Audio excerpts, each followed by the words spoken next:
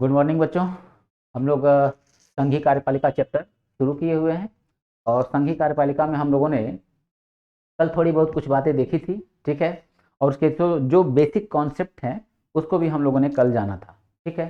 और संघीय कार्यपालिका में मैंने आप लोग को बताया था कि संघ की कार्यपालिका में कुल 4 पदाधिकारियों को हम लोग पढ़ते हैं। ठीक है, जिसमें मैंने आपको बताया था कि राष्ट्रपति, उपराष्ट्रपति, ठीक है, प्रधानमंत्री, महान्यायवादी, अटॉर्नी जनरल ऑफ इंडिया। ठीक है, 4 पदाधिकारियों के बारे में पढ़ा जाता है। ठीक है, तो चारों पदाधिकारी को हम लोग बारी बारी से देखेंगे। और उसमें हम लोग सबसे पहला पदाधिकारी जो है वो है राष्ट्रपति। ठीक है, तो राष्ट्रपति को हम लोग पढ़ रहे हैं। ठीक है, तो राष्ट्रपति में जो कुछ बेसिक पॉइंट थे कि देश का संवैधानिक प्रमुख, नाम मात्र का प्रमुख, ठीक है, कौन है, राष्ट्रपति है। संघ की कार्यपालिका का प्रमुख कौन है, राष्ट्रपति है। ठीक है, इस टाइप के क्वेश्चंस को, जो कि बेसिक क्वेश्चन होने के बावजूद भी बच्चे इस सेक्टर को छोड़ देते हैं, उसकी वजह से यहाँ पे क्वेश्चन उनके गलत होते हैं। मैंने इन सारी बातों की चर्चा कल अपने क्लास में कर दी थी। ठीक है, और आज हम लोग जो है राष्ट्रपति की योग्यता से आगे बढ़ेंगे। ठीक है, तो हम लोगों ने कल राष्ट्रपति की योग्यता क्या है ये देख लिया था। और इस आर्टिकल में ये बात कही गई है कि भारत का एक राष्ट्रपति होगा, तो मैंने आप लोग को बता दिया था कि अनुच्छेद 52 में कहा गया है, आर्टिकल 52 में। ठीक है, तो अब हम लोग इससे आगे बढ़े बच्चों, तो एक बात समझनी होगी कि राष्ट्रपति की योग्यताएं मैंने कल लिखवाया। तो उन योग्यताओं को अगर कोई व्यक्ति पूरा कर रहा है तो क्या इसका मतलब अब वो राष्ट्रपति बन गया? नहीं बच्चों, ऐसा नहीं है। ठीक है, योग्यता पूरी कर रहा है तो राष्ट्रपति नहीं बन गया, अभी इसके प्रोसेस आगे और भी हैं। ठीक है, तो और क्या प्रोसेस हैं हम लोग उन्हीं बातों को अब जा रहे हैं जानने। ठीक है, जैसे कोई व्यक्ति अगर राष्ट्रपति बनने के लिए चुनाव में खड़ा हो रहा है तो उसके लिए कुछ शर्तें निर्धारित की गई हैं। योग्यता तो पहले था ही, और क्या शर्त निर्धारित किया गया है? निर्धारित ये किया गया है कि कोई व्यक्ति राष्ट्रपति पद का चुनाव लड़ेगा तो उसके कुछ जो है प्रस्तावक होने चाहिए और कुछ जो है अनुमोदक होने चाहिए। तो प्रस्तावक और अनुमोदक की संख्या पूछता है कितना कितना होना चाहिए। तो यहाँ पे आंसर हमारा क्या है बच्चों? 50-50। ठीक है, यानी कि 100 जो है अनुमोदक और 100 सॉरी 50 अनुमोदक और 50 प्रस्तावक, यानी टोटल 100। ठीक है, ये 100 है कौन? ये राष्ट्रपति के इलेक्शन में भाग लेने वाले, ठीक है, वोटर हैं। देखना, वोटर। तो कोई व्यक्ति अगर राष्ट्रपति बनना चाह रहा है तो उसको राष्ट्रपति के इलेक्शन में वोट डालने वाले ऐसे 100 वोटरों को लेके आना होगा इलेक्शन कमीशन के सामने। आना इन द सेंस लेके नहीं जाना, राष्ट्रपति का जो पर्चा होता है, ठीक है, उस पे जो है इन लोगों का जो प्रस्तावक और अनुमोदक होंगे इनका साइन होता है। ठीक है, कि ये लोग हमको समर्थन दे रहे हैं। ठीक है, तो यही जो है ना, यही बच्चों संख्या पूछता है। ठीक है, संख्या पूछता है। तो 50-50, और यह है कौन? राष्ट्रपति के चुनाव में वोट डालने वाले लोग। ठीक है, तो इसी बात को हम लोग यहाँ पे लिखेंगे। और फिर इसके बाद क्या यहीं पे फिर राष्ट्रपति के चुनाव का प्रोसेस खत्म हो गया? नहीं, अब क्या होगा? इसके बाद से जो भी राष्ट्रपति पद का उम्मीदवार है उसको जमानत राशि जमा करनी होगी। ठीक है, तो वो जमानत राशि पूछता है कितना है? 15,000 रुपए। अगर कोई प्रत्याशी कुल वैध मतों का कितना प्रतिशत मत नहीं प्राप्त कर पाता है तो उसकी जमानत राशि जब्त कर ली जाएगी। ठीक है, 1/6। ठीक है बच्चों, तो इसी पॉइंट को हम लोग यहाँ पे नोट डाउन करेंगे। ठीक है बच्चों, तो देखते हैं यहाँ पे कोई बच्चों इसका आर्टिकल नहीं है। ठीक है, पॉइंट बना के हम लोग इसको लिखेंगे। तो यहाँ लिख दे बच्चों,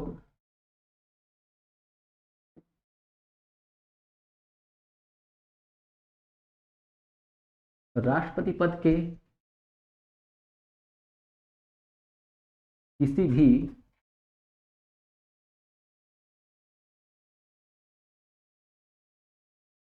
उम्मीदवार का नाम नाम कम से कम कम से कम कम से कम 50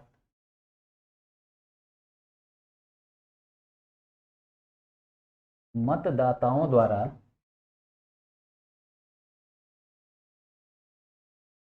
अनुमोदित अनुमोदित तथा 50 मतदाताओं द्वारा मतदाताओं द्वारा द्वारा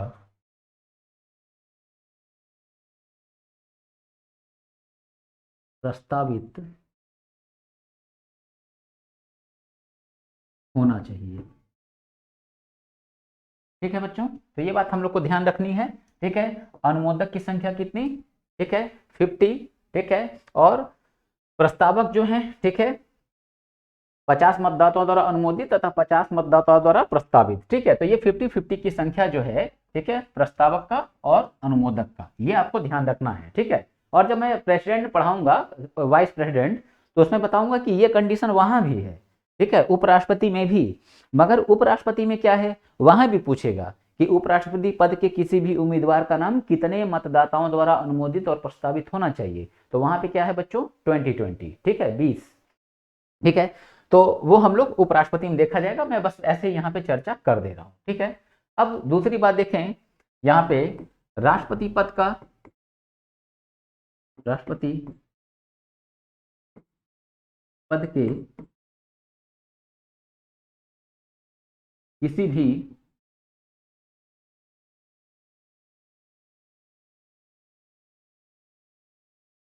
भी उम्मीदवार का नाम, नहीं सॉरी, उम्मीदवार का नाम नहीं बच्चों, वही लाइन रिपीट हो रहा था, उम्मीदवार की, ठीक है, किसी भी उम्मीदवार की जमानत राशि, जमानत राशि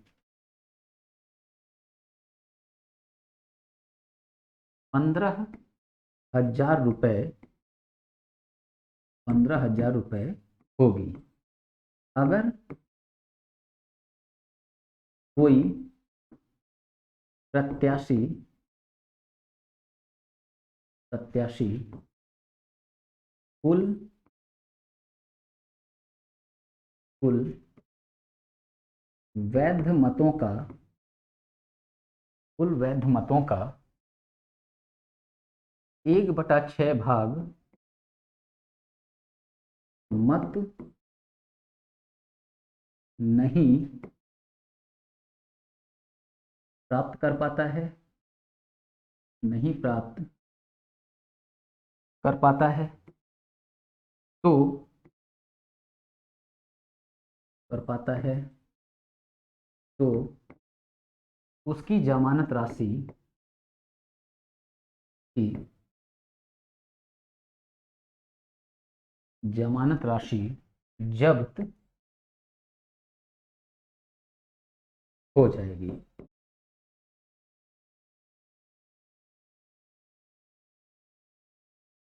ठीक है बच्चों, तो ये हमारे इतने पॉइंट हो गए। ठीक है, इतने पॉइंट हमारे हो गए।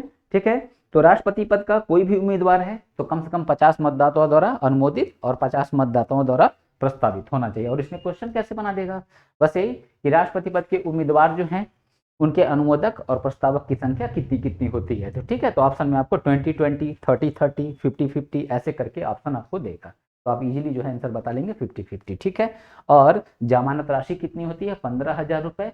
अगर कोई प्रत्याशी कुल वोट का, ठीक है, कितना परसेंट नहीं पा पाया तो उसकी जमानत राशि जब्त हो जाएगी। तो ऑप्शन आपको देगा 1/10, 1/6, 1/4, ठीक है, 2/3। ठीक है, तो ऐसे आपके पास ऑप्शन होंगे और आपका इजीली आंसर हो जाएगा 1/6। ठीक है, तो आपने अक्सर जो है सुन रखा होगा कि कोई व्यक्ति कोई व्यक्ति चुनाव लड़ा, तो लोग कहते हैं कि उनकी इस चुनाव में स्थिति इतनी खराब थी कि उनकी जमानत राशि जब्त हो गई, जमानत जब्त हो गया, ऐसे बोलते हैं हम लोग। ठीक है, तो ये जमानत जब्त हो जाने का मतलब क्या होता है, यही एक अमाउंट जो जमा होता है, ठीक है, वही एक छोटा अमाउंट जो है आपका जब्त कर लिया जाएगा। मतलब क्या कि एक लिमिटेड न्यूनतम जो है वोट निर्धारित किया गया है कि कोई कम से कम इतना वोट तो पा ही जाए।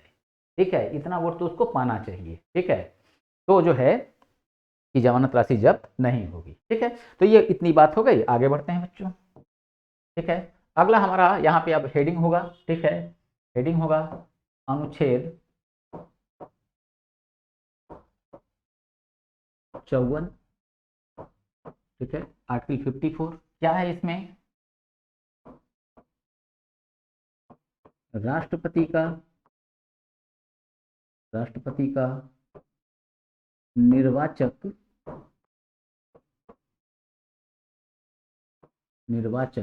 मंडल,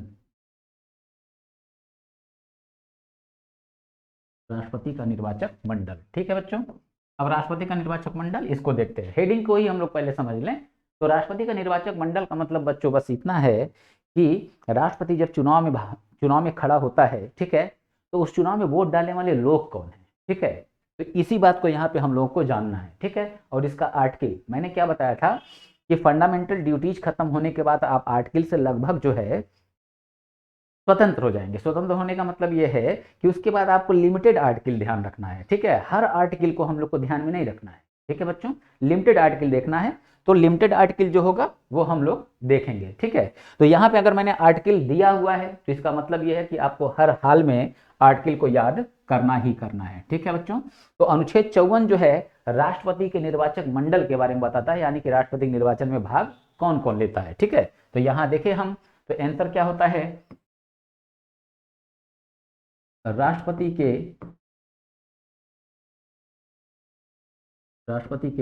निर्वाचन में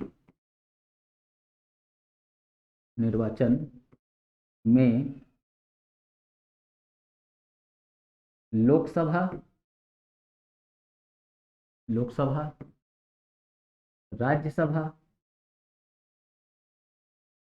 राज्यसभा तथा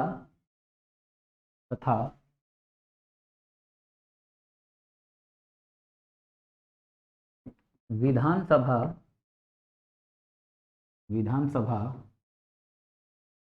के सदस्य भाग लेते हैं। ठीक है बच्चों, भाग लेते हैं। ठीक है, अब यहाँ बच्चों एक बात तो इजी लग रहा है कि राष्ट्रपति के निर्वाचन में लोकसभा, राज्यसभा और विधानसभा के सदस्य भाग लेते हैं, मगर यहाँ पे क्वेश्चन जब बनेगा, ठीक है, तो क्वेश्चन कैसे कैसे बनेगा, क्वेश्चन यहाँ पे बना देगा कि राष्ट्रपति के निर्वाचन में, ठीक है, कौन भाग नहीं लेता है। ठीक है, तो ऑप्शन आपको देगा, ए ऑप्शन रहा लोकसभा, ठीक है, बी सी डी, ठीक है, राज्यसभा, ठीक है, विधानसभा, और यहाँ पे देगा विधान परिषद। ठीक है बच्चों, तो यहाँ पे जो है हमारा आंसर क्या हो गया, विधान परिषद। तो राष्ट्रपति निर्वाचक मंडल में कौन शामिल नहीं है, विधान परिषद। राष्ट्रपति निर्वाचन में कौन वोट नहीं डालता है, विधान परिषद के सदस्य। ठीक है, ये एक कंडीशन। ठीक है, सेकंड कंडीशन बच्चों क्या होगी क्वेश्चन की, ठीक है, सेकंड कंडीशन को देख लीजिए। सेकंड कंडीशन ये होगा कि राष्ट्रपति के निर्वाचन में कौन कौन भाग लेता है। तो अब इसमें फिर सेकंड क्वेश्चन बच्चों देखो क्या होगा, कौन कौन भाग लेता है। ठीक है, यहां मैं लिख दूं, सारे पॉइंट मैं नहीं लिखूंगा, कौन कौन भाग लेता है। ठीक है, राष्ट्रपति निर्वाचन में कौन कौन भाग लेता है। ठीक, और यहां ऑप्शन दिया ए लोकसभा, राज्यसभा, विधान परिषद। ठीक है,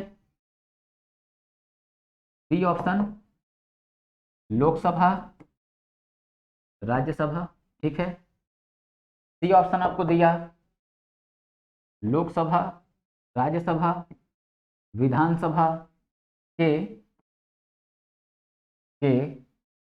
सदस्य। ठीक है, और आपका डी ऑप्शन हो जाता है बच्चों लोकसभा, राज्यसभा, विधानसभा के निर्वाचित सदस्य,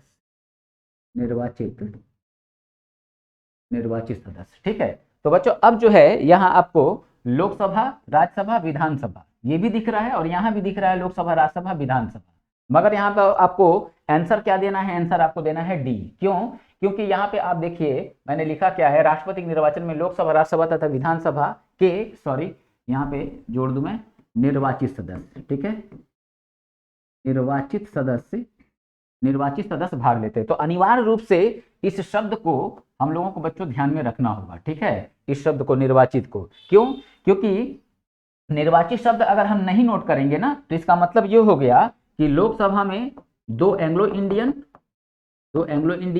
राज्यसभा में 12 मनोनीत सदस्य, ठीक है, और विधानसभा में 1 एंग्लो इंडियन। ठीक है, 1 एंग्लो इंडियन, इसको भी हम वोट डालने की अनुमति दे दिए हैं, जबकि इनको वोट डालने की अनुमति नहीं है। ठीक है, तो इसलिए यह शब्द बहुत इंपॉर्टेंट है, निर्वाचित सदस्य। ठीक है बच्चों, तो ऑप्शन में अगर निर्वाचित शब्द दिख रहा है तो वही हमको सबसे पहले लगाना। अगर निर्वाचित शब्द नहीं यूज किया है, ठीक है, तो लोकसभा, राज्यसभा, विधानसभा के सदस्य, ये आपका तब आंसर हो जाएगा। ठीक है, तो ऐसे क्वेश्चन बनेंगे, इस क्वेश्चन को बच्चों आप लोग ध्यान में रखिएगा। ठीक है, चलिए आगे बढ़ते हैं। तो ये पॉइंट हो गया। ठीक है, आगे आते हैं नेक्स्ट।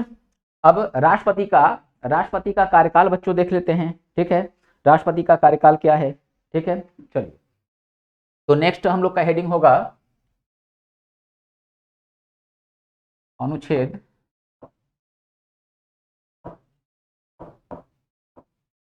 54। ठीक है, सॉरी, अनुच्छेद 55। ठीक है, अनुच्छेद 55, अनुच्छेद 55 देखिए बच्चों, अनुच्छेद 55, तो अनुच्छेद 55 जो है कि बच्चों हम लोग इसको छोड़ते हैं क्योंकि वो आपके लिए ज़्यादा क्रिटिकल हो जाएगा। ठीक है, ज़्यादा क्रिटिकल हो जाएगा। इसमें क्या है, ये राष्ट्रपति के निर्वाचन में भाग कौन लेता है, यहाँ पे हमने ये जाना। 55 जो है इसका प्रोसेस बता रहा है। ठीक है, प्रोसेस, जैसे आपने सुना होगा एकल संक्रमणीय, ठीक है, अनुपातिक प्रतिनिधित्व, ठीक है, पद्धति। ठीक है, तो ये पॉइंट जो है इसमें हम लोग को देखना है। तो इस वाले पॉइंट को बच्चों हम लोगों को, ठीक है, नहीं देखना है। ठीक है, हम लोग नेक्स्ट पॉइंट में आते हैं। तो 55 को जो है छोड़ते हैं। ठीक है, आते हैं हम लोग नेक्स्ट 56 में, ज़्यादा कठिन हो जाएगा। ठीक है, और ये वनडे एग्जाम में अभी तक कभी पूछा नहीं है। ठीक है, इसलिए इसको 55 को छोड़ते हैं, हम लोग आते हैं 56 पे। मैंने जैसा कि बोला सभी आर्टिकल को हम लोग को ध्यान में नहीं रखना है। ठीक है, तो 56 जो है इसमें हमको देखना है राष्ट्रपति का कार्यकाल। ठीक है, राष्ट्रपति का कार्यकाल। अब राष्ट्रपति का कार्यकाल क्या है।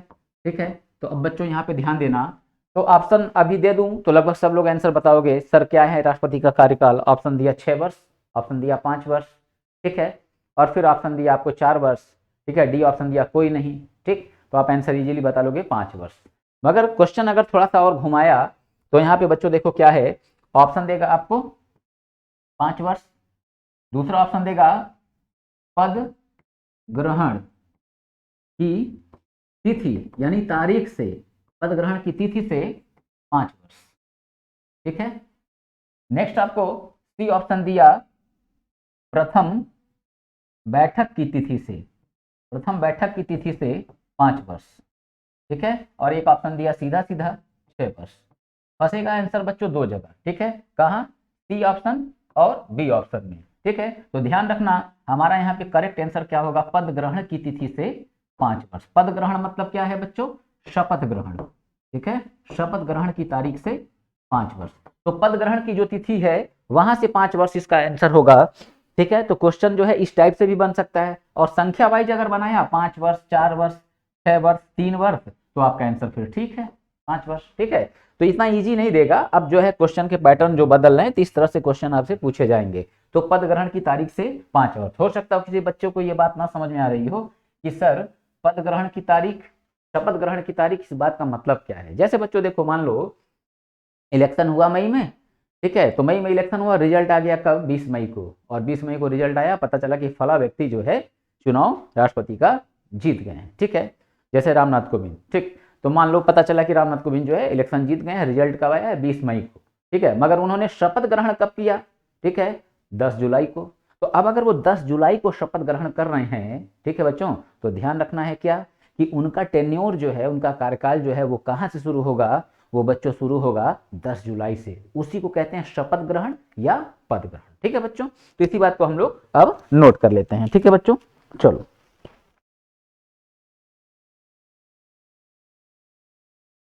तो इसको मिटा दें जरा।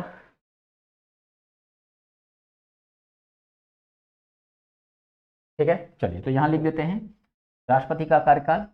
तो बच्चों थोड़ा शॉर्ट में मैं लिख रहा हूँ, नोट्स आपको पीडीएफ में दूंगा, थोड़ा मैं शॉर्ट में लिख रहा हूँ। ठीक है, सीधा सीधा मैं आंसर लिख रहा हूँ जो मेन बात है। ठीक है, पद, रुकिए, चलिए मैं करेक्ट पूरा कर दे रहा हूँ, वरना जो है आप लोग कोई स्क्रीनशॉट लेना चाहेगा तो नहीं ले पाएगा। राष्ट्रपति का, राष्ट्रपति का कार्यकाल कार्यकाल उसके पद ऑब्लिक शपथ, दोनों लिख दे रहा हूं मैं, शपथ ग्रहण की तिथि से 5 वर्ष का 5 वर्ष का होता है। ठीक है, परंतु परंतु अब बच्चों यहाँ पे आपको दिख रहा है परंतु, यानी कि अब क्या मैं जा रहा हूं बताने। ठीक है, ध्यान रखना कि कार्यकाल इसका 5 वर्ष होता है शपथ ग्रहण या पद ग्रहण की तारीख से। ठीक है, 5 वर्ष। ठीक, बट मान लो समय से पूर्व इसको अपना देना है त्यागपत्र। ठीक है, तो अब मैटर आएगा त्यागपत्र ये देगा किसको। ठीक है बच्चों, तो ध्यान रखना राष्ट्रपति अपना त्यागपत्र किसको देता है, उपराष्ट्रपति को, और उपराष्ट्रपति अपना त्यागपत्र किसको देता है, राष्ट्रपति को। ठीक है बच्चों, तो यहाँ पे हम लिख सकते हैं परंतु वह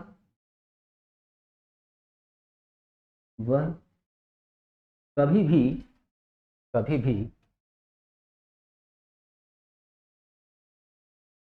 उपराष्ट्रपति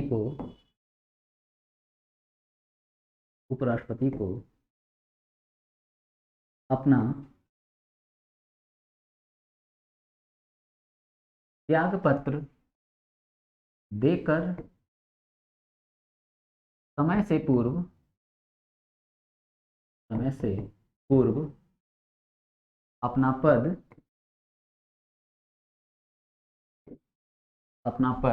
छोड़ सकता है।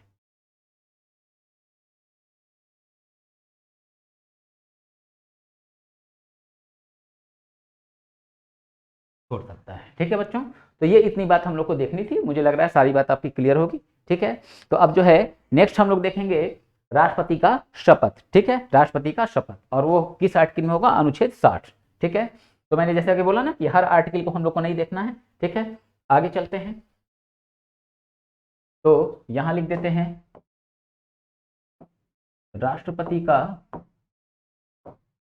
शपथ। ठीक है,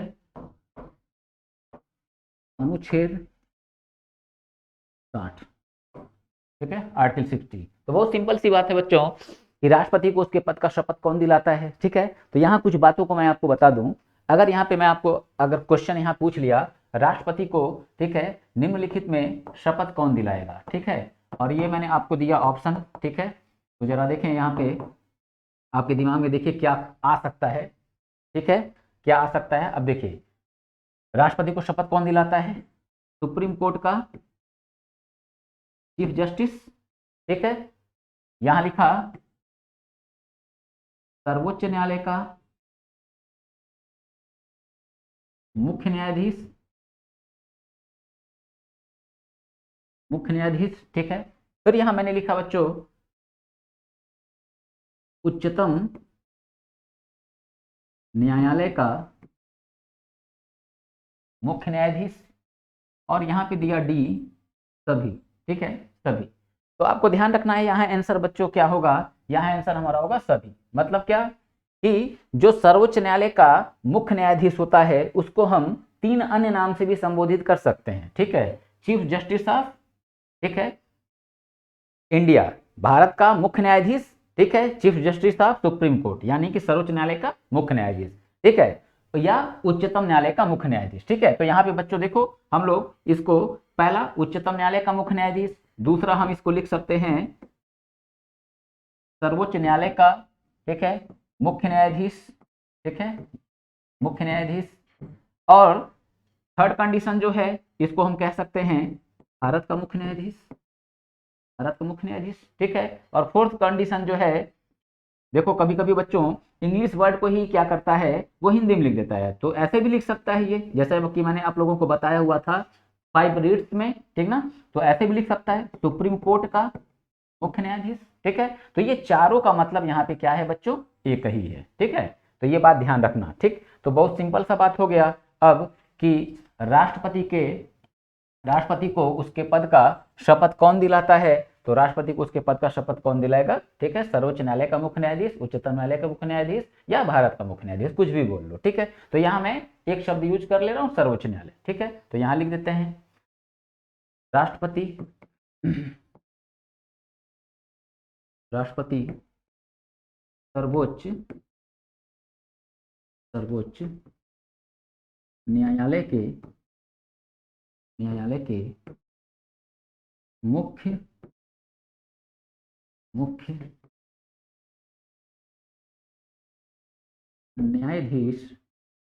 मुख्य न्यायाधीश के समक्ष अपने पद का शपथ ग्रहण करता है। ठीक है, अच्छा यहाँ तक की बात तो ठीक है बच्चों। अच्छा मान लो बच्चों कोई एक कंडीशन ऐसी आई कि सर्वोच्च न्यायालय का मुख्य न्यायाधीश है ही नहीं, अनुपस्थित है वो किसी भी रीजन से। रीजन क्या है उसको हटाते हैं। ठीक, किसी भी रीजन से अगर जो है एब्सेंट है तो ऐसी कंडीशन में राष्ट्रपति को शपथ कौन दिलाएगा? ठीक है बच्चों, तो हम लोगों को मालूम है वर्तमान समय में सुप्रीम कोर्ट में एक मुख्य न्यायाधीश और 33 जो है अन्य न्यायाधीश हैं, 33 अन्य न्यायाधीश हैं। तो अब इस 33 अन्य न्यायाधीशों में, ठीक है, जो पद के अनुसार, ठीक ना बच्चों, ये शब्द ध्यान रखना, पद के अनुसार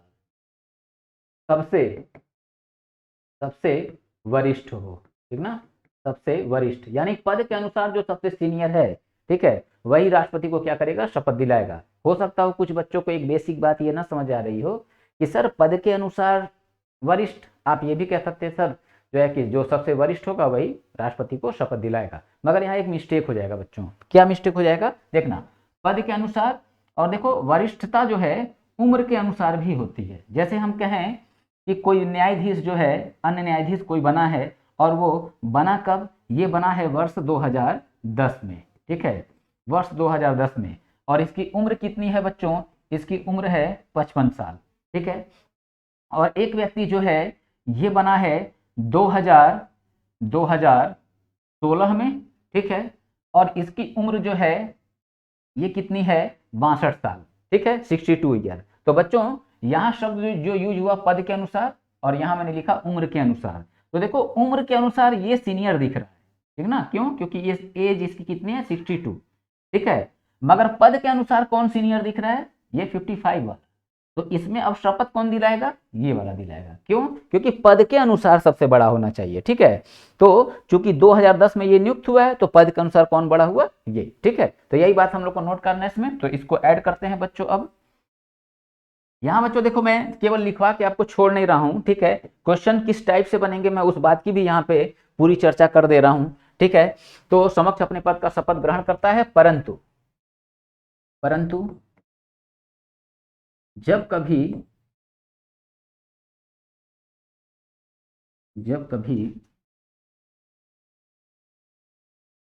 मुख्य न्यायाधीश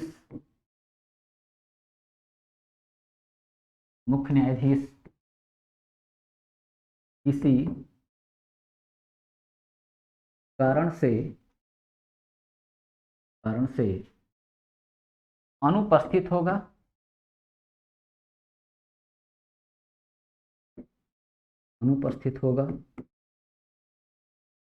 तो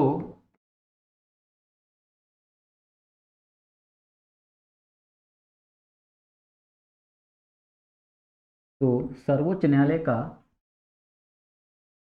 सबसे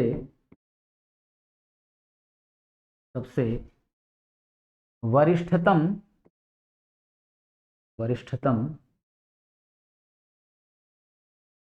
न्यायाधीश राष्ट्रपति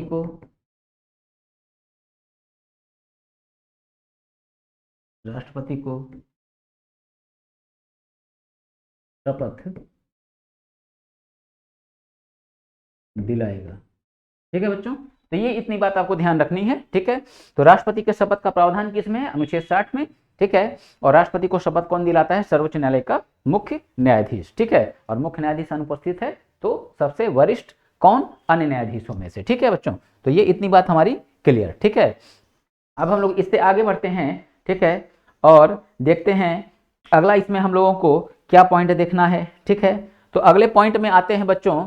तो यहाँ हम लोग को देखना है राष्ट्रपति का, ठीक है, कार्यकाल हो गया है, शपथ हो गया है, योग्यता हो गया है। ठीक है, राष्ट्रपति का वेतन देखते हैं। ठीक है बच्चों, राष्ट्रपति का वेतन, तो हेडिंग होगा हम लोग का राष्ट्रपति का वेतन। ठीक है, तो राष्ट्रपति का वेतन भत्ते निर्धारित कौन करता है? सब निर्धारित करता है संसद। ठीक है, तो हम लोगों को इसमें जानना क्या है कि राष्ट्रपति का वेतन, ठीक है, वर्तमान समय में है कितना। ठीक है, राष्ट्रपति का वेतन वर्तमान समय में है कितना? तो बहुत बेहद आसान सी बात है, राष्ट्रपति का वेतन है कितना बच्चों? 5 लाख रुपए। ठीक है, 5 लाख रुपए, जो कि आयकर से क्या होगा? मुक्त होगा। ठीक है, यही बात हम लोग को नोट करनी है। ठीक है, राष्ट्रपति का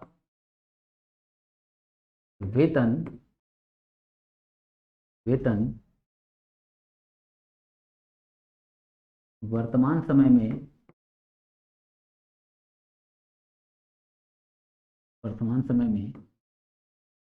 5 लाख रुपए 5 लाख रुपए 5 लाख रुपए है, जो आयकर से मुक्त मुक्त होता है। ठीक है बच्चों, तो ये इतनी बात हम लोग को ध्यान में रखनी थी। ठीक है, अब हम लोग राष्ट्रपति में और आगे बढ़ते हैं। तो राष्ट्रपति का वेतन हो गया। ठीक है, अब हम देखें कि क्या कोई व्यक्ति, ठीक है, दोबारा राष्ट्रपति बन सकता है? हाँ बच्चों, बिल्कुल बन सकता है। तो यहाँ मैं इस बात को लिखवा नहीं रहा हूँ। ठीक है, भारत में कोई भी व्यक्ति हो, ठीक है, आप इसको केवल सुन लीजिए। ठीक है, नोट्स में आपके, पीडीएफ में आपके होगा ये जो बात मैं बता रहा हूँ, बट अभी आप इसको केवल सुन के दिमाग में रखिए, नोट्स में आप इसको देख लीजिएगा। ठीक है, लिखने की यहाँ जरूरत नहीं है कि कोई भी व्यक्ति, ठीक है, भारत में कितनी बार भी चाहे राष्ट्रपति बन सकता है। ठीक है, यानी जब तक वो जीवित है इलेक्शन लड़ सकता है, अगर वो जीतता है तो राष्ट्रपति बन सकता है। ठीक है, लगातार भी वो चाहे, अगर जीतता गया 10 बार जीता तो 10 बार राष्ट्रपति रह सकता है। ठीक है बच्चों, बट यही चीज हम लोग कंपेयर करते हैं कहाँ पे? यूएसए के प्रेसिडेंट से, वहां के राष्ट्रपति से। तो वहां के राष्ट्रपति के साथ एक बाउंडेशन है। क्या बाउंडेशन है? दो वहां पे बच्चों, वहां पे डिफरेंट हमको दिखते हैं। पहला डिफरेंट ये है कि संयुक्त राज्य अमेरिका का जो राष्ट्रपति होगा, ठीक है, वहां कोई व्यक्ति केवल 2 बार से ज्यादा चुनाव नहीं लड़ सकता है, यानी कि कोई भी व्यक्ति वहां पे 2 बार से ज्यादा राष्ट्रपति नहीं हो सकता, जबकि हम लोग के वहां ऐसा कोई सिस्टम नहीं है, जितनी बार चाहे हो सकता। दूसरी बात, हमारे वहां राष्ट्रपति का कार्यकाल जो है वो कितने समय तक के लिए है? पद ग्रहण की तारीख से 5 वर्ष है, जबकि वहां पे कितना है? वहां पे 4 साल है। ठीक है बच्चों, 4 साल। तो ये बात आप दिमाग में रखिए, नोट्स में आपको ये मिलेंगे। ठीक है, इस बात को मैं यहाँ पे मेंशन नहीं कर रहा हूँ। ठीक है, अब दूसरी बात, अभी देखो बच्चों, संविधान का संशोधन करके संसद ने क्या किया है? ठीक है, कि जो लोकसभा में 2 एंग्लो इंडियन नियुक्त होते थे, ठीक है, उनका प्रावधान नियुक्ति का खत्म कर दिया है। ठीक है, खत्म कर दिया है। परंतु क्या वर्तमान समय की हम बात करें, क्या वर्तमान समय में हमारी लोकसभा में 2 एंग्लो इंडियन है कि नहीं है? तो बच्चों हैं। ठीक है, यहाँ पे बच्चों ध्यान रखना, जब तक लोकसभा का चुनाव 2024 का नहीं हो जाता है, तब तक हमसे अगर कोई पूछे कि क्या लोकसभा में एंग्लो इंडियन है, तो हमारा जवाब होगा बिल्कुल है। ठीक है, बिल्कुल है। अनुच्छेद 331 के तहत राष्ट्रपति क्या करता है? लोकसभा में 2 एंग्लो इंडियन को नियुक्त करता है। शब्द याद रखना बच्चों, नियुक्त। ठीक है, जबकि राज्यसभा में 12 सदस्य जो है वो अनुच्छेद 80 के तहत क्या करता है? मनोनीत करता है। ठीक ना, नियुक्त, मनोनीत, इन दोनों में अंतर होता है। यही चीज अगर प्रधानमंत्री से पूछ ले, क्वेश्चन ऑप्शन देकर आपको क्वेश्चन पूछेगा कि राष्ट्रपति जो है निम्नलिखित में क्या है, क्या है? ठीक है, तो अभी तो नहीं समझ में आ रहा होगा कि क्या है, ऑप्शन देंगे तब समझ में आएगा। राष्ट्रपति, प्रधानमंत्री निम्नलिखित में क्या है? ऑप्शन ए निर्वाचित है, ऑप्शन बी नियुक्त है, ऑप्शन बी मनोनीत है, और ऑप्शन डी ठीक है, उपरोक्त सभी, ठीक है। तो यहाँ बच्चों ध्यान रखना, उपरोक्त सभी आंसर नहीं होगा। कुछ बच्चों के दिमाग में आ रहा होगा कि प्रधानमंत्री ये क्या है, निर्वाचित है। बच्चों ध्यान रखना, प्रधानमंत्री निर्वाचित नहीं है। निर्वाचन तो लोकसभा के सदस्यों का होता है, डायरेक्ट प्रधानमंत्री का थोड़े ना होता है। तो लोकसभा के सदस्य निर्वाचित होते हैं और वो, ठीक है, डिसाइड करते हैं कि हमारा प्राइम मिनिस्टर होगा कौन, और जिसको वो डिसाइड कर लेते हैं उसी व्यक्ति को राष्ट्रपति क्या करता है, नियुक्त कर देता है प्रधानमंत्री। तो प्रधानमंत्री निम्नलिखित में क्या है, नियुक्त है, ठीक है, मनोनीत नहीं है, निर्वाचित नहीं है वो, ठीक है बच्चों। तो हम प्राइम मिनिस्टर जब पढ़ेंगे तो वहां पे इस चीजों को देखा जाएगा, ठीक है। तो अब हम लोग का अगला पॉइंट जो होगा वो क्या होगा यहाँ पे। तो देखो बच्चों, मैं बताऊं, हम लोग संघ की कार्यपालिका पढ़ रहे हैं 52 से 78, बट इसमें हम लोगों ने राष्ट्रपति चैप्टर जो टच किया है, तो राष्ट्रपति का रोल कई जगहों पे है। राष्ट्रपति संसद का भी अंग है, आर्टिकल 79, जिसमें कहा गया है कि संसद का गठन जो है, ठीक है, व्यवस्थापिका, ठीक है, व्यवस्थापिका। हमारे भारतीय संविधान में संसद शब्द जो है वो यूज ही नहीं है, ठीक है, संसद शब्द जो है यूज ही नहीं, व्यवस्थापिका, ठीक है। और हम लोग आसान भाषा में क्या बोलते हैं, उसको संसद बोलते हैं, ठीक है। तो संसद का गठन जो है किससे किससे मिलके होता है, तो हम क्या बताते हैं बच्चों, लोकसभा, राज्यसभा और राष्ट्रपति। मैटर आता है क्यों राष्ट्रपति को संसद में शामिल करते हैं, जबकि उसकी योग्यता में साफ साफ लिखा हुआ है कि वह लोकसभा का सदस्य निर्वाचित होने की योग्यता रखता हो, ठीक है, योग्यता रखता हो नहीं, होगा तब तो फिर दिक्कत है, ठीक है, होगा नहीं, योग्यता रखता होगा। तो इसका रीजन क्या है, इसका रीजन यह है बच्चों कि जैसे हम लोग जानते हैं कि कोई भी बिल, ठीक है, कोई भी बिल कब जो है वो एक्ट बनेगा, अधिनियम बनेगा, तो जब लोकसभा राज्यसभा से पास होके ये, ठीक है, कहाँ गया हो, राष्ट्रपति के पास, राष्ट्रपति के पास जाए, और राष्ट्रपति उस पे जिस दिन अपना साइन किया उस दिन क्या होगा, ये बन जाएगा अधिनियम। इसलिए राष्ट्रपति को, ठीक है, राष्ट्रपति को संसद का अंग माना जाता है।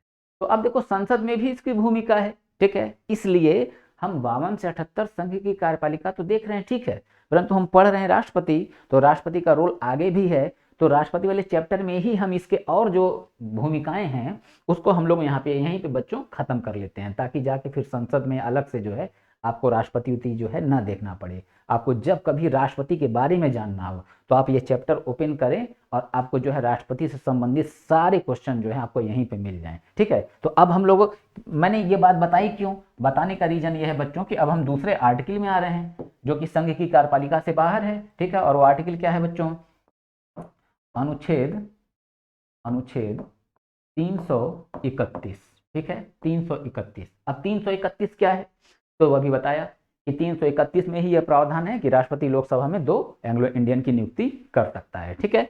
तो यहाँ बच्चों आर्टिकल वाइज जो है हेडिंग नहीं डलवा रहा हूँ, ठीक है, ज्यादा टाइम लेगा, मैं इसको देखिए किस तरह से लिखवा रहा हूँ, आप इसको यहाँ ध्यान दीजिए, ठीक है। चलिए यहाँ देखते हैं, राष्ट्रपति राष्ट्रपति अनुच्छेद अनुच्छेद 331 के तहत 331 के तहत लोकसभा में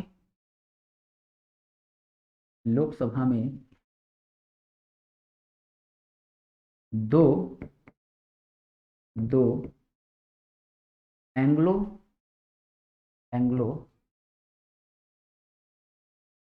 इंडियन की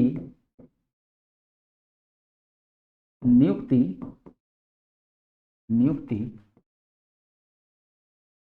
करता है तथा राज्यसभा में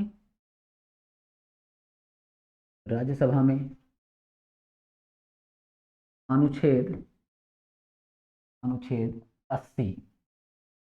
80 के तहत 12 सदस्यों को मनोनीत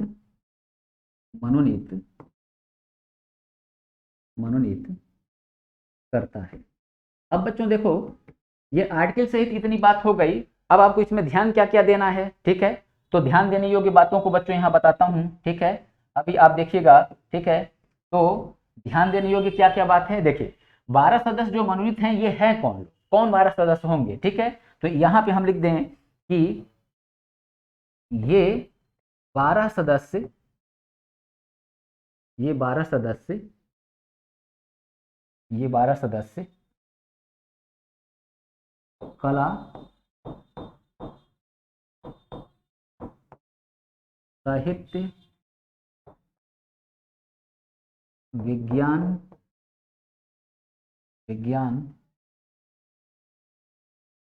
तथा समाज सेवा, ठीक है।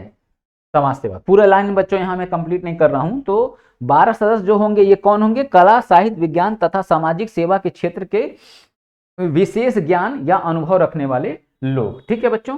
तो ये बात आपको ध्यान में रखनी है, ठीक है। तो क्या क्या आपको ध्यान रखना है, ये किस सेक्टर के होंगे, तो कला, साहित्य, विज्ञान तथा सामाजिक सेवा, ठीक है। क्या चारों के होंगे, नहीं, चारों में से किसी एक के हो सकते हैं, 2 के हो सकते हैं, चारों के हो सकते हैं, तो चारों सही, ठीक है बच्चों। यहाँ कोई बाउंडेशन नहीं, मगर चारों में से किसी एक का होना आवश्यक है। क्या होना आवश्यक है, इस 4 क्षेत्र में से किसी एक का विशेष ज्ञान उसको हो या अनुभवी व्यक्ति हो, ठीक है।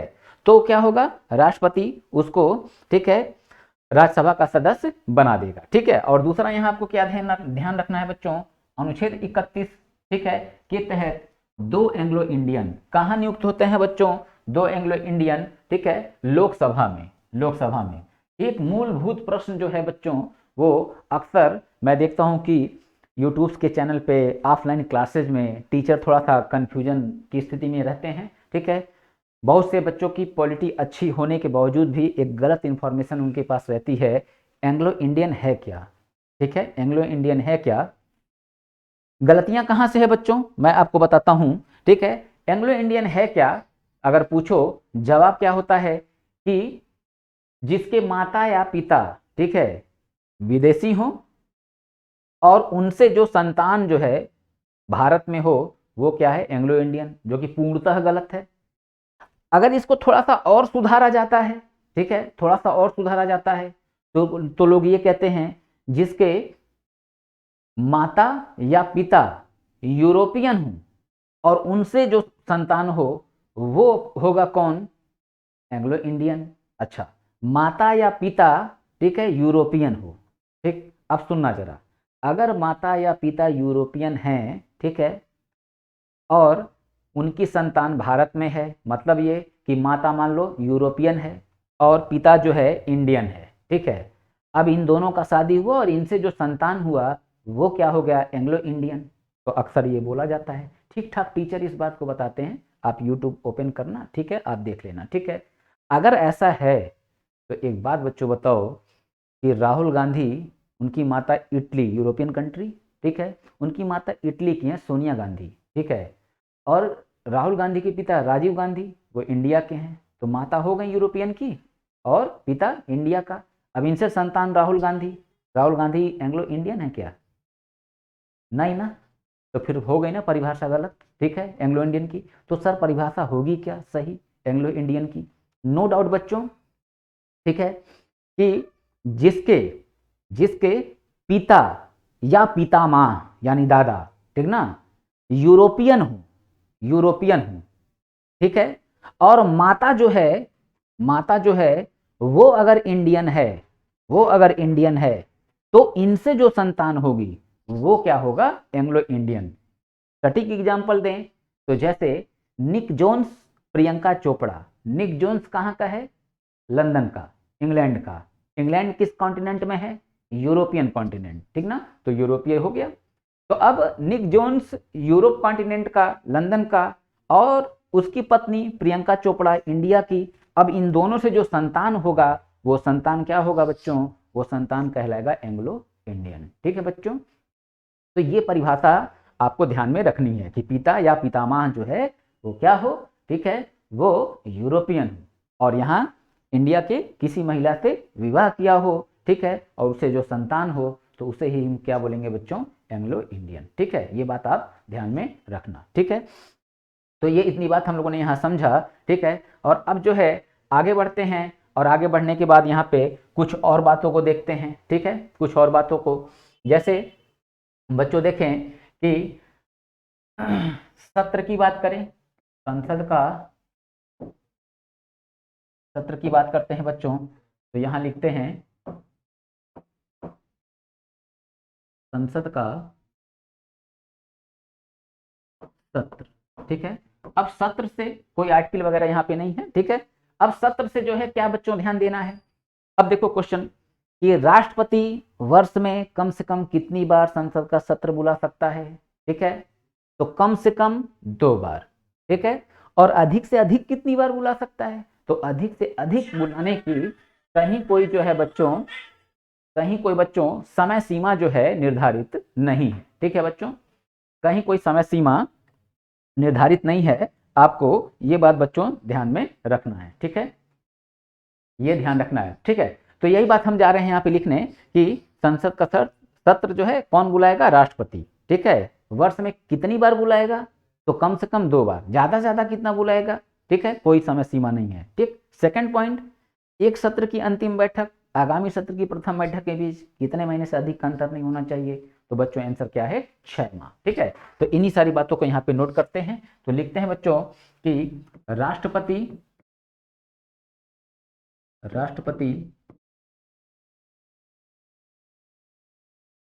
संसद का राष्ट्रपति संसद का सत्र राष्ट्रपति संसद का सत्र संसद का सत्र बुलाता है बुलाता है तथा तथा वही सत्र का सत्र का सत्र अवसान का मतलब होता है बच्चों सत्र का समापन, तथा वही सत्र अवसान करता है। ठीक है, सत्र अवसान का मतलब होता है बच्चों सत्र का समापन। ठीक है, वही सत्र अवसान करता है। ठीक है, दूसरी बात इसमें क्या ऐड करनी है, कितनी बार बुलाएगा सत्र। ठीक है, कम से कम 2 बार, तो यहां लिख देंगे वह कम से कम वर्ष में, वर्ष मतलब एक वर्ष में। ठीक है, वर्ष में 2 बार, वर्ष में कम से कम वर्ष में 2 बार सत्र, किसका, संसद का सत्र बुलाएगा बुलाएगा जबकि जबकि अधिकतम अधिकतम सत्र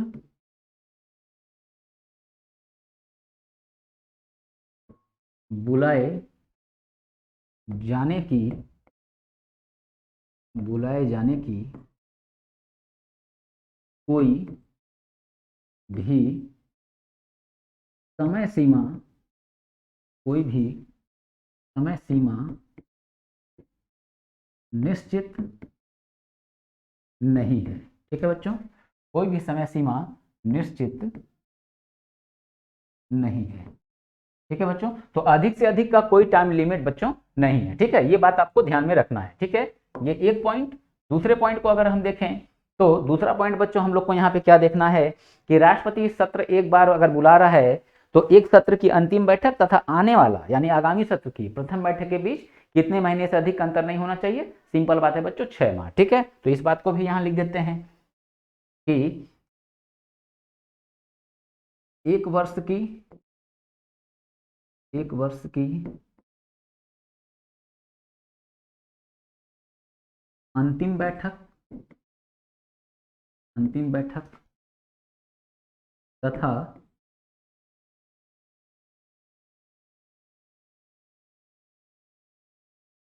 एक सत्र की अंतिम बैठक तथा आगामी आगामी मतलब होता है बच्चों आने वाला, आगामी सत्र की प्रथम प्रथम बैठक के बीच बैठक के बीच बैठक के बीच 6 माह से 6 माह से अधिक का अंतर नहीं होना चाहिए, नहीं होना चाहिए। ठीक है बच्चों, तो इसको हम लोग को ध्यान में रखना होगा। तो हो सकता हो किसी बच्चे को ये बात ना समझ में आ रही हो, एक सत्र की अंतिम बैठक तथा आगामी सत्र की प्रथम बैठक के बीच, ठीक है, कितने महीने से अधिक का अंतर नहीं होगा। ठीक है, तो इस बात को हम लोग को अगर देखना है बच्चों तो ये समझना होगा, ठीक है, कि जैसे यहाँ यहाँ देख लेते हैं। ठीक है, एक सत्र की अंतिम बैठक, ठीक, तो मान लो बच्चों जैसे जून में सत्र बुलाया गया, मान लो किसी भी तारीख को 2 जून को बुलाया गया। ठीक है, 2 जून को सत्र बुलाया गया। ठीक है, सत्र खत्म कब हुआ? 25 जून को। ठीक है, 25 जून को। तो क्या हुआ? एक सत्र की अंतिम बैठक कब है? 25 जून को। ठीक, फिर क्या कह रहा है? आगामी सत्र की प्रथम बैठक, यानी कि जो अब अगला सत्र आएगा, ठीक है, आगामी सत्र की प्रथम बैठक के बीच 6 माह से अधिक का अंतर नहीं होना चाहिए। यानी कि बच्चों 25 जून को अंतिम बैठक थी, तो अब जो अगला सत्र आना है वो 6 महीने के पहले आ जाना चाहिए। ठीक, तो आप अगर जो है 25 जून से अगर आप 6 महीना जोड़ें तो 25 जुलाई, ठीक है, अगस्त, सितंबर, अक्टूबर, नवंबर, दिसंबर, यानी 25 दिसंबर के पहले, ठीक ना, यानी कि 24 दिसंबर तक हर हाल में दूसरा सत्र क्या करना है? दूसरा सत्र बच्चों हर हाल में क्या करना है? बुला लेना है। ठीक है, यही चीज यहाँ पे मैं आपको समझाने का प्रयास कर रहा हूं। ठीक है बच्चों, तो ये बात क्लियर। ठीक, दूसरी बात यहाँ पे, ये खैर मैं इतनी बार इसको रिपीट कर चुका, अब दोबारा रिपीट करने की जरूरत नहीं है, मैंने आपको यहाँ पे समझा दिया। ठीक है, तो ये टाइमिंग ध्यान रखिएगा 6 माह का। ठीक है, इसको मिटाते हैं, बढ़ते हैं हम लोग आगे बच्चों।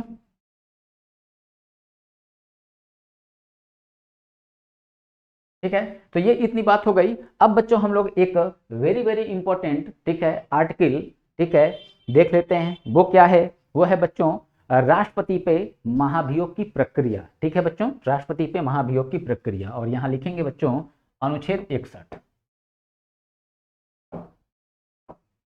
अनुच्छेद 61, ठीक है, अनुच्छेद 61। हेडिंग क्या होगा? राष्ट्रपति पर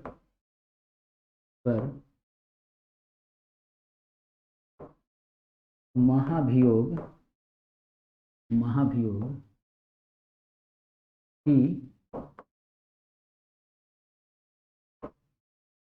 की प्रक्रिया। ठीक है बच्चों, राष्ट्रपति पर महाभियोग की प्रक्रिया। ठीक है, अब बच्चों ध्यान पूर्वक इस बात को सुनना, क्योंकि इसके लाइन लंबे हैं, तो मैं यहाँ पे जो बात समझा रहा हूं आप उस बात को केवल ध्यान से सुनो, बिल्कुल एकदम क्रिस्टल क्लियर हो जाएगा, और कहीं आपका जो है महाभियोग से एक पॉइंट गलत नहीं होगा। और इस महाभियोग से कम 4 से 5 क्वेश्चन इस महाभियोग से बनेंगे, पांचों क्वेश्चन, चारों क्वेश्चन आपका एकदम क्रिस्टल क्लियर रहेगा। ठीक है बच्चों, हम देखें पहले कि महाभियोग जो है ये क्या है। पहला बात बच्चों ध्यान रखना कि महाभियोग जो है वो क्या है? वो संसद की अर्ध न्यायिक प्रक्रिया। भाई न्याय करने का अधिकार किसको है? न्यायपालिका को। तो अगर पूछा जाए क्या संसद को भी न्याय करने का अधिकार है? यस, मगर क्या पूर्ण अधिकार है? नो। ठीक है, तो क्या है फिर? तो आप कहेंगे संसद के पास भी अर्ध न्यायिक शक्ति होती है। तो अर्ध न्यायिक शक्ति क्या है? यही राष्ट्रपति को हटाने का प्रोसेस। अब ये हटाने का प्रोसेस क्या है कि राष्ट्रपति ने कोई अपराध किया है और उसको उस अपराध के कारण हटा देना चाहिए या नहीं हटा देना चाहिए, इस बात का निर्णय बैठ के करता कौन है? संसद के सदस्य। तो अब क्या है, संसद के पास एक, भाई कोई अपराध किया है या नहीं किया है, ये डिसीजन संसद ले रहा है, तो आखिर न्याय ही तो कर रहा है, तो परंतु न्यायाधीश तो है नहीं वो, इसलिए संसद की इस प्रक्रिया को हम क्या बोलते हैं? अर्ध न्यायिक प्रक्रिया। ठीक है, तो ये थोड़ी टफ बात हो गई। ठीक है, टफ बात हो गई, ये पीसीएस वगैरह यूपीएससी में चला जाएगा, तो मैं इस बात को नोट नहीं कराऊंगा। ठीक है, दूसरी बात देखें, भारतीय संविधान में महाभियोग की कार्यवाही, ठीक है, किसके किसके खिलाफ की जाती है? ध्यान रखना बच्चों, ऑप्शन आपको देगा 3, 4, 5, 1, ठीक है। बिल्कुल क्लियर रखना, केवल एक, ठीक ना। महाभियोग शब्द जो है वो केवल और केवल किसके लिए यूज हुआ है, राष्ट्रपति के लिए, ठीक ना। राष्ट्रपति के लिए ही केवल जो है, प्रेसिडेंट जो है, इसी के लिए महाभियोग शब्द यूज हुआ है। बाकी लोगों के लिए अलग अलग शब्द जो है यूज हुए हैं। हाँ, ध्यान क्या रखना है, महाभियोग जैसी प्रक्रिया, ठीक ना। महाभियोग की प्रक्रिया नहीं, संविधान बच्चों शब्दों का खेल है, ठीक है। और खेल इसके इतने जबरदस्त हैं कि मैं उस डेप्थनेस में जाना नहीं चाह रहा हूं, ठीक है। क्योंकि जाने के बाद से आपको जो बहुत बेसिक चीजें जो आपके लिए जरूरी है, 90% आपको जो चाहिए मैं वही दे रहा हूं, ठीक ना। 10% केवल डेप्थ में मैं जा रहा हूं, ठीक है। तो अगर मैं 90 चला गया तो फिर दिक्कत हो जाएगी आपको, इसलिए मैं उतना डेप्थ जा नहीं रहा हूं। शब्दों का खेल बड़ा खतरनाक है संविधान में, ठीक है। तो महाभियोग की प्रक्रिया केवल राष्ट्रपति के खिलाफ, महाभियोग जैसी प्रक्रिया, ठीक है, न्यायाधीशों के खिलाफ भी होता है, नियंत्रक महालेखा परीक्षक जो है इन सबों के खिलाफ भी होता है, उच्च न्यायालय का मुख्य न्यायाधीश, उच्च न्यायालय के न्यायाधीश जो है इन लोगों के खिलाफ भी होता है। तो वो क्या है, महाभियोग जैसी प्रक्रिया, यानी कि साबित कदाचार और असमर्थता। इस चीजों को हम आगे के चैप्टर में देखेंगे, ठीक है।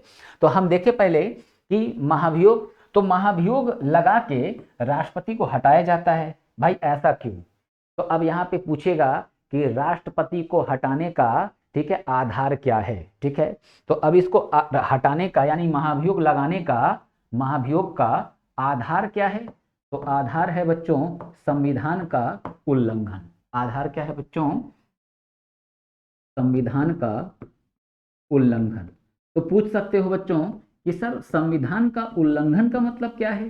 तो संविधान का उल्लंघन का मतलब यहाँ बच्चों ये है कि हर वो कार्य जो राष्ट्रपति के पद की गरिमा को चोट पहुंचाए, ठीक है, चोट पहुंचाए, चाहे वो करप्शन हो गया, चाहे वो किसी वर्ग विशेष का शोषण हो गया, या कुछ भी, यानी हर वो कार्य जिससे राष्ट्रपति के पद की गरिमा को ठेस पहुंचती है, तो उसको हम संविधान का उल्लंघन मानेंगे, ठीक है। तो वास्तव में संविधान का उल्लंघन हुआ है या नहीं हुआ है, इसका निर्णय कौन लेगा, संसद लेगा, ठीक है। तो अब देखें, तो हटाने का आधार क्या है, संविधान का उल्लंघन, ठीक है।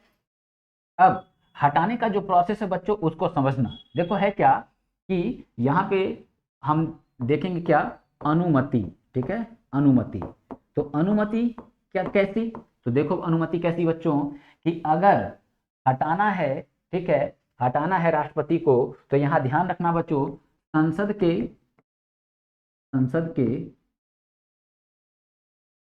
कुल सदस्य संख्या का 1/4 सदस्य, 1/4 सदस्य अनुमति दे दें, ठीक है, अनुमति दे दें, ठीक है, अनुमति दे दें। तो अब देखो बच्चों, अनुमति दे दें, अब इसका मतलब क्या है, ऐसे ही नहीं सीधे जो है कि राष्ट्रपति को हटा दिया जाएगा। पहले क्या है, संसद के जो सदस्य हैं, ठीक है, और उनकी जो कुल सदस्य संख्या है, तो हम बात कर ले बच्चों, संसद में वर्तमान समय में बात करें 545 कहाँ है, लोकसभा में, और राज्यसभा जो है यहाँ पे कितना है, 245। अब ये क्या हो गया, कुल सदस्य संख्या, इस कुल सदस्य संख्या का 1/4 सदस्य अनुमति देंगे कि हाँ ठीक है, राष्ट्रपति ने अगर संविधान का उल्लंघन किया है तो इनको हटाने की कार्रवाई जो है आप संसद में, ठीक है, संसद में शुरू करिए, ठीक है। तो अब क्या होगा, अनुमति मिल गई। अनुमति मिलने के बाद अब होगा क्या, तो अब देखो बच्चों, अब यहाँ पे हम लिखेंगे कि प्रस्ताव प्रस्ताव पारित होना। तो कैसा प्रस्ताव पारित होना, महाभियोग का प्रस्ताव, ठीक है। तो अब यहाँ पे क्या है बच्चों, तो अब देखो, यदि संसद के संसद के संसद के 2/3 सदस्य, 2/3 सदस्य, ठीक है, 2/3 सदस्य बहुमत से हटाने का प्रस्ताव पारित कर दें, तो यहां ध्यान रखना बच्चों, तो उसी दिन उसी दिन, जिस दिन पारित हो गया उसी दिन राष्ट्रपति को अपना पद छोड़ना होगा, अपना पद छोड़ना होगा, ठीक है, होगा। परंतु परंतु अब परंतु में क्या बच्चों, तो परंतु में यहाँ मैं हेडिंग डाल के बताता हूँ, ठीक है। यहाँ पे हम लिखेंगे बच्चों क्या, पूर्व सूचना, पूर्व सूचना, ठीक है। अब पूर्व सूचना का मतलब क्या है बच्चों, राष्ट्रपति को संसद जो है महाभियोग की प्रक्रिया द्वारा हटाने जा रहा है, इस बात की उसको सूचना देनी पड़ेगी। क्यों, क्योंकि भाई कोई भी अपराध करता है अगर, तो उसको अपने बचाव में कहने का मौका हमारा संविधान देता है। राष्ट्रपति है तो वो मौका नहीं मिलेगा, एक आम आदमी को मिलता है तो राष्ट्रपति को मौका नहीं मिलेगा, बिल्कुल मिलेगा, ठीक है। तो राष्ट्रपति क्या करेगा, अपनी तैयारी कर लेगा। राष्ट्रपति को 14 दिन पहले बता दिया जाएगा कि जो है राष्ट्रपति महोदय, ठीक है, आपको हटाने की कार्रवाई संसद में इस तारीख से शुरू हो रही है, ठीक है, और आप अपने बचाव में जो भी कहना है, जो भी तैयारी करनी है आप कर लीजिए, ठीक है। तो राष्ट्रपति पूरी तैयारी के साथ संसद में जवाब देने के लिए पहुंचता है। तो पूछेगा कितने दिन पूर्व सूचना देनी होगी, तो यहाँ पे हम लोग को लिखना है बच्चों कि 14 दिन, 14 दिन पूर्व सूचना देनी होगी, ठीक है बच्चों। तो ये बच्चों आपका वनडे लेवल पे इतने पॉइंट्स आपको जानने थे। हालांकि अभी इसमें अभी डेफ्टनेस और है, ठीक ना। अभी यहाँ ये जो 2/3 वाली बात मैं यहाँ बता रहा हूँ अभी और डेफ्टनेस है, तो आपको वहाँ उतना जाना नहीं है बच्चों, ठीक है, जाना नहीं है। आप कहेंगे सर जाना नहीं है, आप बता भी देते हैं कि सर जो है कि डेफ्टनेस और है। रीजन क्या है बच्चों, आप यूट्यूब पे या बुक्स में अगर आप देखें, ठीक है, तो इसके डेफ्टनेस को अगर मान लीजिए बताया हुआ है, लिखा हुआ है, तो आपको लगेगा कि सर अधूरा बताए हैं, ठीक है। तो मैं इसलिए आपको बता देता हूँ। क्यों बता दे रहा हूँ बच्चों, कि आपको कहीं से एक भ्रम की स्थिति ना होने पाए कि सर ने कम बताया है, ठीक है। तो मैं एक लेवल बना के चल रहा हूँ कि कम से कम इतना आपका तैयार हो और आप सिलेक्शन आपका हो जाए। यहाँ पे जो है ये अपने ज्ञान को प्रदर्शित करने के लिए मैं नहीं आया हूँ, ठीक है। आपका सिलेक्शन जो है किसी तरह हो, ठीक है, मेन उद्देश्य वो है। तो जब आपके पास लिमिटेड चीजों में आप ज्यादा क्वेश्चन अटेम्प्ट कर पाए, इंपॉर्टेंट आपके लिए ये है, ठीक है। खूब ज्यादा पढ़ा के, ठीक है, मैं आपका तैयार कैसे कराऊंगा, या आप खुद तैयार कैसे करोगे, समझ रहे हो ना बच्चों। तो इसलिए जो है मैं आपको बता भी दे रहा हूँ कि अभी चीजें और भी हैं, ठीक है, चीजें और भी हैं, तो हमको जानना नहीं है। अब बच्चों क्या क्या क्वेश्चन बन गया, अब देखो यहाँ पे सबसे पहली बात, ठीक है, अगर स्क्रीनशॉट लेना हो तो यहाँ बच्चों ले लेना, ठीक है, और मैं जो है अब इसमें कुछ, ठीक है, लिखने जा रहा हूँ, ठीक है। चलो देखो सबसे पहला जो है क्वेश्चन यहाँ पे बच्चों क्या बन रहा है, ठीक है। पहला क्वेश्चन, राष्ट्रपति को हटाने का, ठीक है, जो प्रक्रिया है, महाभियोग की जो प्रक्रिया है वो किस अनुच्छेद में है, तो बच्चों यहाँ पे हमने क्या देखा, अनुच्छेद 61, ठीक है, अनुच्छेद 61। दूसरी बात कि महाभियोग की कार्रवाई, ठीक है, किस किस पदाधिकारी के खिलाफ की जाती है, नो डाउट बच्चों ओनली जो है कौन, राष्ट्रपति। ये आपके दूसरे क्वेश्चन, दूसरा पॉइंट हो गया, ठीक है, 2 क्वेश्चन बना। राष्ट्रपति को हटाने का आधार क्या है, ठीक है, संविधान का उल्लंघन, ये आपका 3rd क्वेश्चन बन गया बच्चों, ठीक। फिर बात करें राष्ट्रपति को हटाने के लिए संसद सदस्यों के कुल सदस्य संख्या का कितना प्रतिशत अनुमति चाहिए, ठीक है, तो ऑप्शन देगा 1/10, ठीक है, 1/6, 1/4, ठीक है, तो ऐसे आपको ऑप्शन देगा। तो सिंपल बात है बच्चों, यहाँ पे अनुमति महाभियोग का प्रस्ताव संसद में लाने के लिए संसद सदस्यों के कुल सदस्य संख्या का कितना परसेंट, कितना भाग अनुमति के लिए चाहिए, तो 1/4 भाग, ठीक। दूसरी बात, अब हटाने की कार्रवाई, ठीक है, हटाने की कार्रवाई तीसरा ये, तो चौथा क्वेश्चन बच्चों ये बन गया। 5वां क्वेश्चन, राष्ट्रपति को हटाने की कार्रवाई किस संस्था में की जाती है, अब वाहियात जो है ऑप्शन देगा, सुप्रीम कोर्ट में, हाई कोर्ट में, निर्वाचन आयोग में, संसद में, ठीक है। तो अगर आप नहीं जान रहे होंगे तो यहाँ फिर आपको दिक्कत हो जाएगी, हालांकि ये तो आम बात है, बच्चे जानते हैं। तो हटाने की कार्रवाई कहाँ शुरू होगी, संसद में, ठीक है, संसद में, ये 5वां पॉइंट। अच्छा, संसद में अगर शुरू होगी तो अब क्वेश्चन 6वां भी बना देगा, क्या, संसद में कहाँ शुरू होगी, लोकसभा में कि राज्यसभा में। फिर पूछ लेगा इसमें, पहला देगा लोकसभा, दूसरा देगा राज्यसभा में, तीसरा देगा दोनों में से किसी भी सदन में, ठीक है, दोनों में से किसी भी सदन में। चौथा ऑप्शन देगा प्रधानमंत्री की इच्छा पर निर्भर है, ठीक है, तो अब ऐसे दे दिया। सिंपल आंसर है दोनों में से किसी भी सदन में शुरू किया जा सकता है, इसके लिए कोई विशेष प्रावधान नहीं है कि पहले जो है लोकसभा में आए या पहले राज्यसभा में आए, ठीक है। तो 6 क्वेश्चन बच्चों यहाँ हो गया। फिर संसद अपने सदस्यों के कितने बहुमत से प्रस्ताव पारित कर दे तो राष्ट्रपति को अपना पद उसी दिन छोड़ देना होगा। तो यहाँ बच्चों आंसर क्या हो गया 2/3। ये आपके 6 क्वेश्चन हो गए महाभियोग से, ठीक। और फिर राष्ट्रपति को कितने दिन पूर्व सूचना देनी होगी, ठीक है, तो यहाँ आंसर क्या हो गया बच्चों 14 दिन, ठीक है। तो ये आपका बन गया बच्चों 7 क्वेश्चन, ठीक है। तो 7 क्वेश्चन सोचिए महाभियोग से आपके यहाँ पे बन गए बच्चों, ठीक है। तो आप इतनी बात को ध्यान रखिए। और अभी भी राष्ट्रपति खत्म नहीं हुआ है, कल हम लोग राष्ट्रपति को खत्म कर देंगे, ठीक है, और फिर उपराष्ट्रपति को देखा जाएगा, ठीक है। तो आज की क्लास को बच्चों यहीं पे रोकते हैं। कोई आपके डाउट हो आप कमेंट के माध्यम से मुझे बता सकते हैं, ठीक है। तो छोड़ते हैं बच्चों क्लास को, फिर हम लोग कल मिलते हैं।